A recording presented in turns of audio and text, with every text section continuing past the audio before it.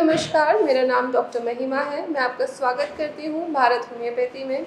आज हम बात करेंगे एक ऐसे टॉपिक से रिलेटेड जो कि महिलाओं में बहुत कॉमन होता है और जितने भी मेरी पेशेंट्स आते हैं, ओपीडी में विज़िट करती है, वो फीमेल पेशेंट्स मुझसे उनका एक क्वेश्चन होता है कि मैम कि जो हमें वाइट डिस्चार्ज होता है, क्या ये होना नॉर्मल होता है और वाइट डिस्चार्ज होना क्यों होता है और इसके कारण क्या होते हैं और इससे हमें छुटकारा कैसे मिल सकता है।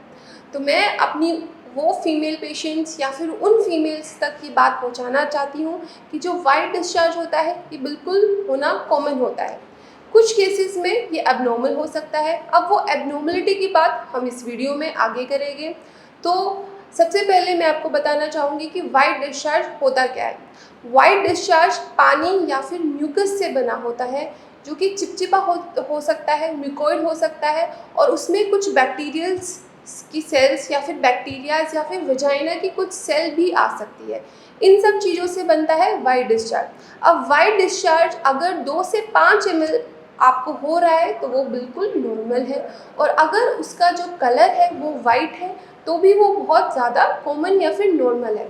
कुछ केसेस में कुछ फिजियोलॉजिकल उसमें केसेस होते हैं जिन केसेस में महिलाओं में वाइट डिस्चार्ज होना बहुत ही सामान्य बात होती है। वो चीज़ें होती है जब कोई महिला उसका ओव्यूलेशन का टाइम चल रहा है, मतलब उसका अंडा रिलीज हो रहा है, या फिर एक महिला प्रेग्नेंट है उस टाइम पर भी वाइट डिस्चार्ज हो सकता है, या फिर पीरियड्स के आने का जो टाइम होता है, पीरियड्स से आने का जो पहले का जो समय होता है उस टाइम पर भी वाइट डिस्चार्ज होना बहुत ही सामान्य हो सकता है। तो ये कुछ फिजियोलॉजिकल टाइम है, हमारे फिजियोलॉजिकल चेंजेस होते हैं एक महिला की बॉडी में जब वाइट डिस्चार्ज होना बहुत ही सामान्य बात होता है। अब हम बात करेंगे कि अगर ये सामान्य सी जो हमारी बातें अभी मैंने आपको बताई हैं इनसे अलग अगर कुछ सिचुएशन है तो क्या आपको वाइट डिस्चार्ज हो सकता है और वो एबनॉर्मलिटी आप अपने वाइट डिस्चार्ज में कैसे पहचानेंगी।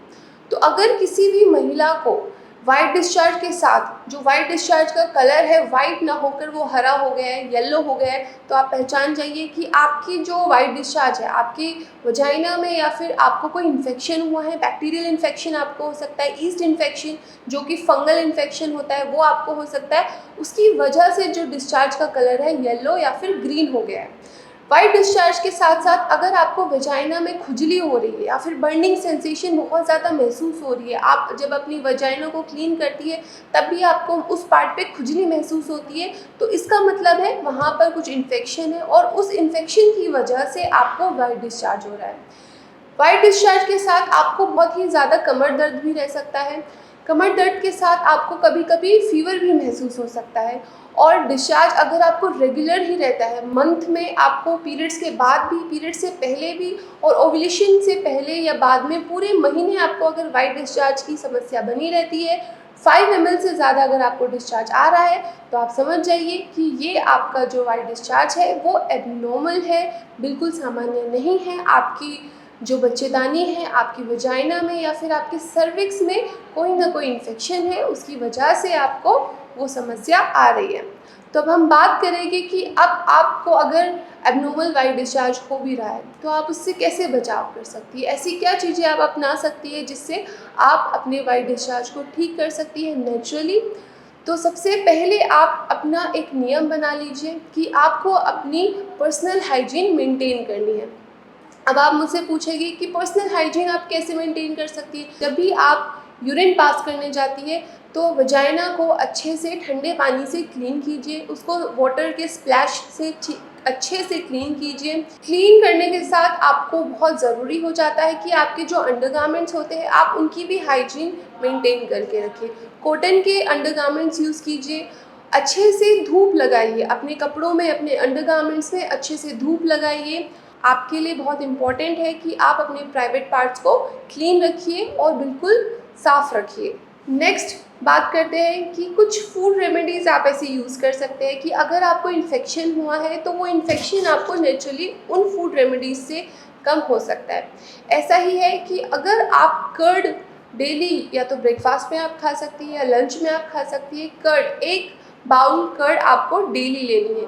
कर्ड के अंदर बायोम्स होते हैं, वो आपकी जो इन्फेक्शन है उसको ख़त्म करने में आपकी हेल्प करेगा। आप कोकोनट वाटर पी सकते हैं। कोकोनट वाटर पीने से आपको एंटीऑक्सीडेंट्स मिलेंगे और आपके इन्फेक्शन को ख़त्म करने में आपकी मदद करेगा। थर्ड है कि अगर वजाइना के आसपास आपको खुजली या फिर जलन बहुत ज़्यादा हो रही है तो आप वहाँ पर कोकोनट ऑयल को अप्लाई कर सकते हैं। अपने वजाइना को, अपने प्राइवेट पार्ट्स को अच्छे से क्लीन रखिए। अगर आप कॉन्डोम यूज़ करती है, अगर आप टैम्पून यूज़ करती है, उसकी वजह से आपको जलन हो रही है तो ये भी होना बिल्कुल नॉर्मल है।